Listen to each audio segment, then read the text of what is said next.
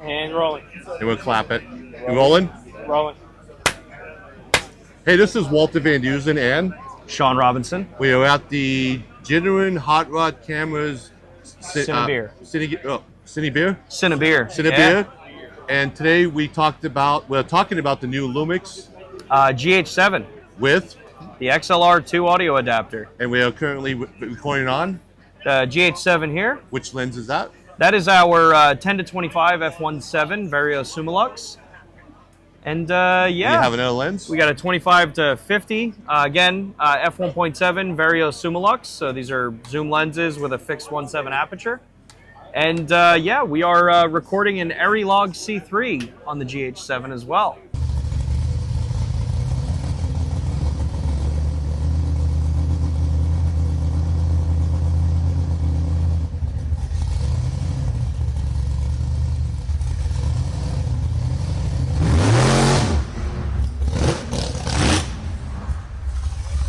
And we're rolling. Hey, it's Walter Van Dusen at my first annual Hot Rod Cameras CINEBEER, and I happened to stumble upon. Sean Robinson from Lumix USA. And the question I first asked him was, do you have the new crash cam for ARRI? And he goes, and I thought I was being derogatory, but he said, actually, we would love it to be a crash cam because if more people use it with the ARRIs and crash them, Oh, yeah. we will make more of them to replace them very happily. So we're gonna just go over. So the quest for me, real quick, is for me to have version 5.0 of my rolling interview stand. Is people ask me how can I do that? I need 4 matching cameras, and I heard about this camera, and luckily we're gonna hear about it right now. Yeah. So yeah, this is the GH7. This is the newest addition to the crop censored line of cameras from Panasonic LUMIX. And there's a lot going on with this camera. So to start with, we said it's a micro four thirds sensor, so it's a crop sensor in the lineup. It is a 25.2 megapixel sensor, which is giving us a lot of video functionality here. So that means we can do 5.8K open gate recording in a 4:3 ratio, which will get us up to 30 frames per second. Not overheating. Not overheating because it's an actively cooled camera. Thank you. And the funny thing is we actually rate all of our cameras when we say it can do unlimited recording. It's rated to do that at 104 degrees Fahrenheit. Wow. So, you know, That's pretty good. Yeah. as someone who's down in Texas, I love the fact that I don't have to worry about the heat with my cameras. One question is, at 104 degrees, do you hear a fan going or not really? So the way the fan works is it's auto speed ramping. So if it gets really, really hot out, yeah, the fan's going to kick on, and You better have that happen than it's shutting down. Exactly, yeah. Because the truth is, most of the time, I'm going to be recording audio away like from we're the doing camera. Yeah. So even if the fan is going, Who cares? yeah, the mic's ain't going to pick it up. This questions that people ask, right? Oh yeah. I hear that all the time. Exactly. Like lights. How much noise you hear from the fan? Yeah. And then, yeah, so like we said, 5.8K, 30 frames per second. That's in the internal. It's in an H.265 encoding there. We also do 5.7K from a 17:9 aspect ratio in the sensor. That'll get us up to 60p. And that's all just with the MOV, the normal encoding that we do. We have all-I, we have IPB or long GOP codecs in the camera as well. But the GH line is also where we push a lot of the kind of codecs available. So the GH7 is also capable of recording ProRes 422 or 422 HQ. That'll be in the up to 5.7K in the 30 frames per second. But then we also now introduced the ability to do Apple ProRes RAW in this camera. So that would almost match it with the iPhone, right? Yeah, there you go. So that could be this could be the iPhone crash. That could be the crash cam to this. Exactly. Oh, you could use that if you like. Yeah, there you go. Have you used that? I just might use that. Yeah, that's now the crash cam. That's actually the side Crashception. If you ever hear this, I got the exclusive. I just thought about that because this is the crash cam to an ARRI, and now that's the crash cam to this. Yeah. So this is now the middleman. There you go. I'm sorry, middle person. Middle person. And what's really cool about the whole kind of concept that we're going on with this camera is that we're making it so that you have the flexibility no matter what area of the industry you're in. If you're if you're a cinematographer, you have the ability to have this camera as like a director's finder because they're small, compact. If you're on set and you need that one camera that can match in with the workflow and just be able to pretty much be sacrificed because it's cheaper to sacrifice one of these than it is some of the others, you've got that. And we stretched that point even further because this camera now has the ability through a licensing agreement that we made with ARRI to have ARRI Log C3 recording on this product. Which is amazing. Yeah, and it is full blown from a color matrix level. It is ARRI Log C3. Which is what we all want. Exactly. Working with Vlog, which is our log profile, has been a big benefit for a lot of the wedding and the wedding and event videographers because they get the latitude and they know that workflow. But when you're really moving into a much higher level production, you want something that when you get on set, your colorist isn't going to have a headache with. Your DIT isn't going to have a headache with. The cinematographer, the camera op, no one's going to have an issue. Yeah, people know how to work in ARRI Log. So we're fortunate to be able to license that with them and have it directly in this camera now. To the point where at Cine Gear, we were showing a mini LF next to the GH7 with our DIT there and literally took the footage from both of them straight out of right camera. on there, made minor little tweak because there are differences sensor to sensor. Yeah. But literally just like nudge this way, nudge that way, and they were a perfect match to each other. Further on top of it, it can do 4K 120 in 10-bit. It can do full HD 240 in 10-bit. And then continuing the whole concept of workflow, we also introduced a new XLR adapter. Now, a lot of times camera manufacturers, we don't necessarily think a lot about audio, right? You're going to capture it separate. But as I found out from the Warner Brothers audio department interview, and also on other people that love audio is more than 50% of the content because you can have a wonderful looking picture and sucky audio.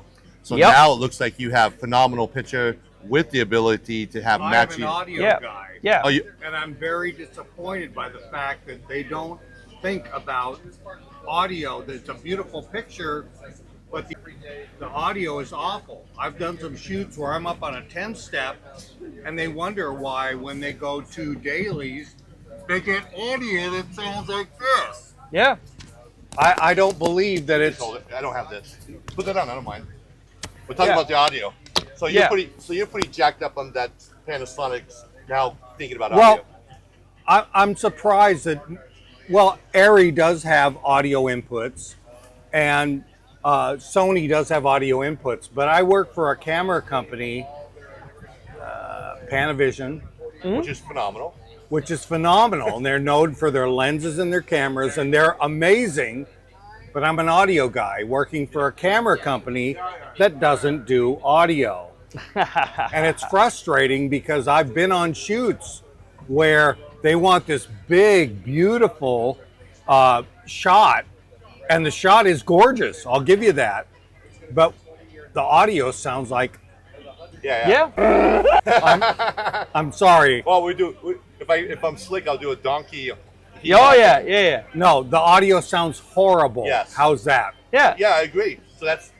And even if it's only just a scratch track or it's some kind of a Something to work reference with. track where it's like, okay, we need to do ADR for this particular and I found thing. out about that from the Warner Brothers. I know it Right, bring and the they- talent back in and they match up the audio with good audio. And if you don't have the proper audio, it can make it so much more difficult. You could even use sound effects live.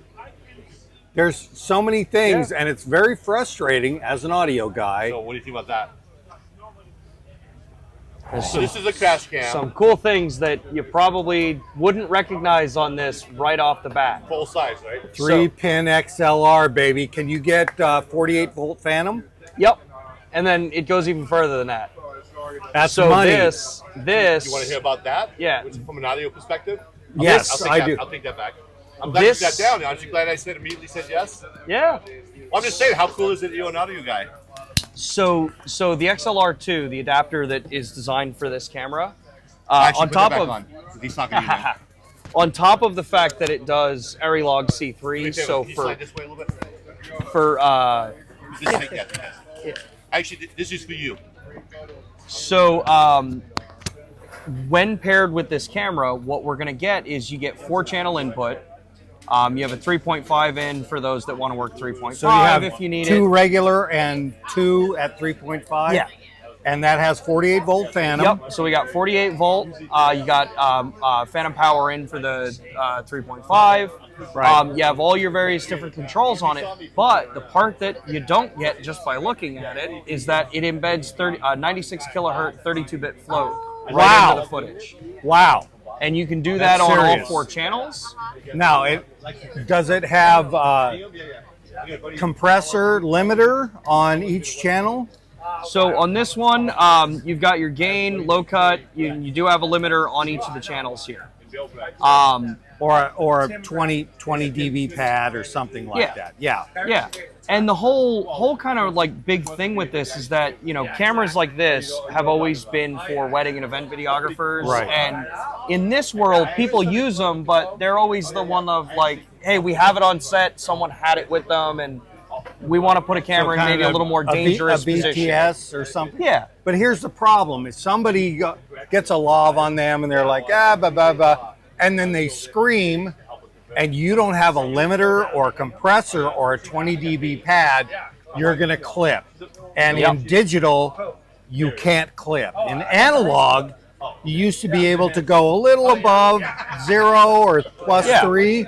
If you go digital clip, you're effed. I'm sorry. Yeah, and then now by enabling people to be able to do 32-bit float, removing the vast majority of those problems for people. Right. To where the thing you only really now have to worry about is, are you going to overwhelm the actual capsule now? Because it's very hard to do that with a 32-bit float signal. Right, but if the capsule clips, it doesn't matter how good you've got here. Saving that. Yeah. So now we're able to do this, and for a lot of people, being able to do it where you're not having to sync audio in post, not having to worry about time code necessarily. Right. You have literally just this adapter. You're just sliding it right on onto top the hot of the camera. shoe, and off you go. Communicates, does all the AD conversion up here. Communicates it right through the hot shoe, and embeds it right into the footage. So now you're good money. to go. That is money for an audio guy. And you know, this is coming from a camera manufacturer's perspective of cameras that at a certain point you have to start realizing that workflow is where the next kind of future is for what can cameras do to help make those jobs easier. And audio is a very easy one from our perspective, right? As that next realm. If you can make things easy at the beginning, I always used to say, fix it in the mix, and that's fine. But if you fix it beforehand, then you don't have to fix it in the mix. Yeah. If you're smart about what you do, about your levels, your limiter, your compressors, all those things, that's one less headache that you have to deal with when you get to editing or whatever. Exactly. You know? Exactly. It's like you have, I'm always thinking ahead. If I need 5 microphones, I pack 10. Yep. If I need 10 cables, I pack 10. You know, I'm always thinking about what's the thing that can go wrong. Yep. And the things that can go wrong sometimes do. Oh yeah. Oh yeah. So, but yeah, thinking ahead like that is great. It's super cool. So when it comes to like audio recording with the GH7, the biggest thing that you're going to want to kind of think about is, even if you're using, you know, stuff like, this is my Saramonic mic that I use, because we have the 3.5 input on the XLR adapter, that will allow me to actually take advantage of that 32-bit float and bypass the internal camera preamps that you typically would find, which are usually not that great. Okay, how is this one? They're perfectly serviceable for wedding, event, you know, that kind of use case. But the fact is, like we were saying, audio is one of the things that most people put last in the chain of what you're trying to create. Which is what I'm learning, because I can have 4 cameras looking great, but if my audio stinks, no one wants to watch. I'm not joking. I don't know. I didn't know anything about audio last year. Yeah, and so what we've decided. Ceremonic. Yeah, I love their product. So time out. So you have 3 XLR inputs. So you have a 2 XLR and 1 3.5. Okay, so you can have 3 audio inputs, and by plugging this in, it takes away the audio from the camera, right? So it embeds the audio into the camera. What it does is it bypasses the 3.5 on the camera. Okay, and this. Okay, I got you. Thank you. Yeah. So the ideal way you would end up wanting to do it, if you're going to be using this adapter or using the XLR2, is just plug everything in. Yeah. When you're going to be using it, just use all 3 of the inputs on this. So you could have channel 1, channel 2, and then you can split the 3.5. So you get your wireless, and this can also record internal 32-bit. So yeah, with the fact that a lot of wireless mics now are giving you that ability to also record 32-bit, you could be doing 32-bit right into the video file, which for the most part negates the need of a scratch track, or backup track or safety track. But it's good to have. You have the ability to have like many redundant audio recordings on the GH7 with this piece. Which is good, because you also have 2. Well, you do. So we'll go into this now, and then we can work away a little bit. Do we get done with the camera? So we're let's stick with the audio. Yeah. But you didn't talk about the cards and stuff like that yet, did you? I haven't talked about the cards. Okay, let's talk about the audio. So mixing it all in with this, being able to have multiple various different ways to do audio, different ways to mix it, and in our view, providing a tool that can get people more comfortable with what proper higher quality audio is what we want to do to help fix the workflow of people coming from mirrorless cameras that have a desire to eventually go work in a more professional environment where, you want to be able to interface with the audio guy, with the camera op, with the director, with the DIT. Make everybody happy. Yeah. And that even goes down into, when we move off audio and we start going into the actual camera, more about the camera, that even goes into the storage options and the way that we work storage on the camera. Because with the GH7, you've got CF Express Type B cards, which allow you to do the really high-end recording options. So that's where you're going to get ProRes RAW. That's where you're going to get the high bitrate ProRes options. One question. Yeah. Do they have like a patent that you can't have 2 CF Type B cards in there, or are you trying to make people happy? No. I'm not sure if you can answer that or not. I can. Yeah. Because side note, with Sony, you could do Type A and SD. Yes, and there's a reason why we don't use Type A. I don't care about Type A. Yeah. I don't like Type A. But, So, you can do Type A and SD. Yeah. So the reason we do Type A and SD is there's Type really B. 2 reasons. Type B and SD cards. Thank you. You're welcome. There's 2 reasons. One is size. The reader size space for Type B cards is bigger, so then you have to. So there is a reason. Yeah. So you'd have to do size because you have to accommodate the reader back end that's needed for So both. it's a size issue. But more importantly, it's a heat issue. CF Express Type B cards get really hot.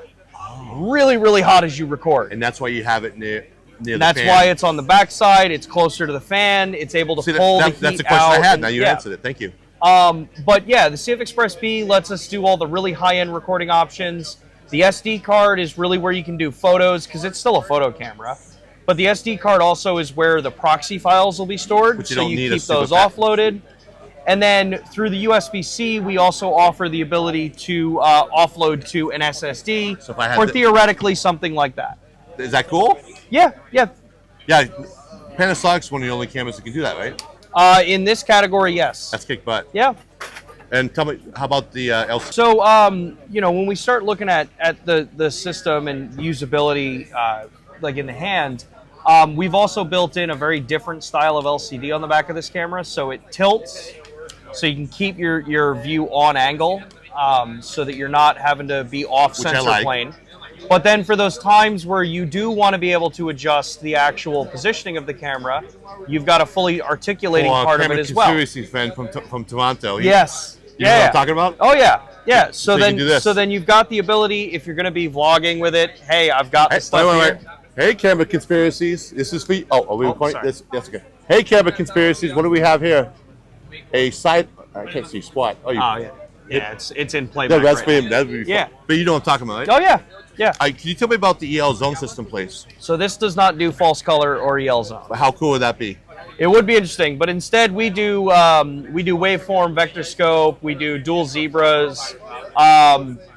Our logic in the interchangeable lens camera world is if we can do it, we're going to include it. So this has that's what I shutter noticed. angle Yeah, yeah. across our entire lineup of cameras. Have you guys heard about the EL zone system? Yes, we have. And guess who I met yesterday? There you Oh, go. you saw him too? I did not see him, but I heard. So what else can we talk about besides these two new lenses?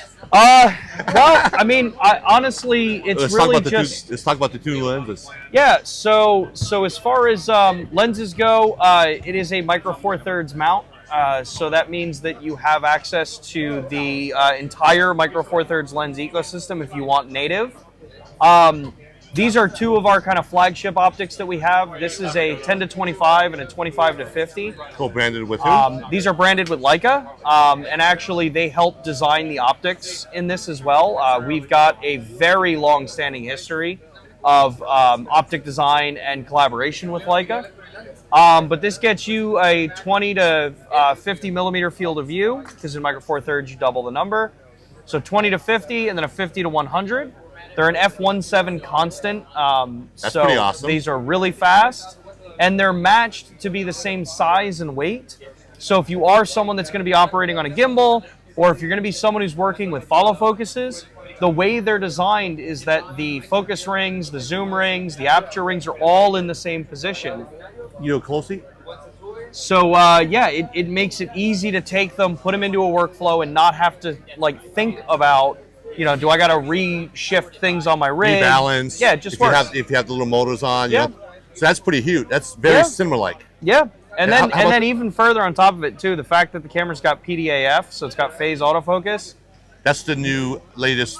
Latest and greatest of the So that's autofocus kick world. butt. Yep. Are back in. Yeah, so the other really cool thing with the lenses here too is that these lenses have a couple ways for manual focus. Knowing that modern mirrorless lenses are focused by wire, that means that these rings spin freely. And they respond to how fast you spin them to go from near to far. Well, we allow a clutch on this so that I can pull it back and move it forward, and it's measured distances. Which is what everybody wants, right? Yeah. So you can do quick, like what we call rack focus. Yep. But then on top of it, knowing that it's focused by wire, we also, if you leave this in the locked position, so it's telling the camera to control manual focus, we also allow the ability to adjust how far do you want this to go, from 90 degree all the way out to 1080 degree. How do you do that? It's just a program in the menu because of the precision of the reader that we have here. So if you wanted to do that's called rack focus, right? Yep. So if you want to program rack focus 1, 2, and when you go, whatever you do, no matter how much you twist it, it goes from 1 to 2. Simplistic. Explain Pretty more. much, yeah. That's huge, right? Yeah, there's a mode called focus transition in here that you literally just manual focus a spot, mark it, manual focus to another spot, mark it, then to a third spot, mark it, and then you just tap the screen and say, go to position 1, position 2, position 3. That's pretty awesome, right? And you can just repeated do your focus. That's pulse. huge. Yeah. So if you have this on a slider and you're sliding around, you can set your times up so as it moves, it racks focus. Yeah. Built into the camera. Yeah. Is there anything else that you want to talk about? I mean, there is. We did a lot. How about the viewfinder?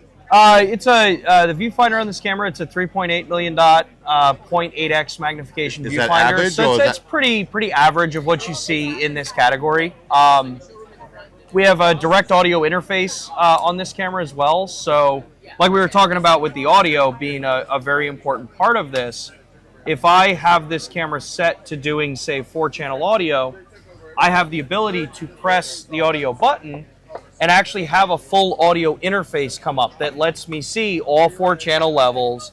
It lets me go in and select how I want my 4 channels mixed. It lets me go in and select how I want my monitoring of all 4 channels to be. Do I only want to monitor channel 1, channel 2, 3, 4? Oh, isolate the like I want to hit a main talent. And then okay, that's cool. Or do I want to listen to channel 1 and 2 mixed together, channel 3 and 4 mixed together, or do I want all 4 channels built into monitored? the camera? Built right into the camera, so you can monitor right out of the headphone on the camera itself. So yeah, there's a lot of attention to detail, and this doesn't even go into the fact that it's got Wi-Fi into the camera. So that means that while I'm recording, I can have my proxies that are being stored onto card slot 2. They're automatically being sent up to Frame.io. Since we're all hanging out together, and you were very helpful, can you just say? I'm set, guys. Yep, we're talking. So this is say who you are. Yeah. Hello, I am LaShawn. Oh, you can look at that one. Hello, I'm LaShawn Williams, cinematographer. Hello, I'm LaShawn Williams, cinematographer. Where you out from? Where you from? Oh, Minnesota. I am from Minnesota. And an audio person. I'm Jeff. I'm an audio guy. I used to work at CNN Los Angeles Bureau in charge of all the wireless units. My name is Danny Go Events. I do event photography around the Burbank, LA area. Nice.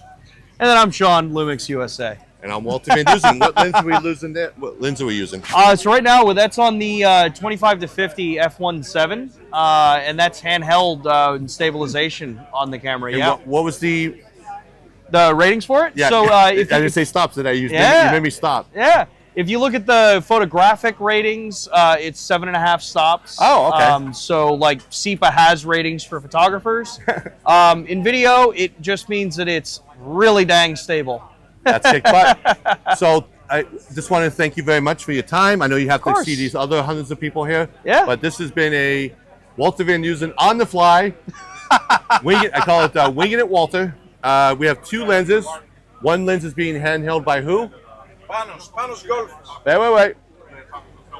The best handheld in the world. That's what I'm talking about. There you go. Hey. Let me see that. It's still recording. Yeah, perfect. Oh, okay. So I just want to close it out and thank you very much. This is an impromptu. I sat over here. He sat here. I didn't know another guy had Lumix on it, and this nice gentleman has a cool Lumix, and he spent the time with us today. We're using the new Saramonic audio, which is sort of cool. Yeah. And also, I also like Saramonic. I use Saramonic too. I also use Sennheiser. I also use Sony UWP. So so audio is really. I'm learning about audio, and we got lucky today. We have an audio professional that was very jacked up, liking that Panasonic is trying to have their recording cameras be important for audio. And we are at the Hot Rod CINEBEER, and this has been Walter on a non-rolling interview stand video. So thank you very much.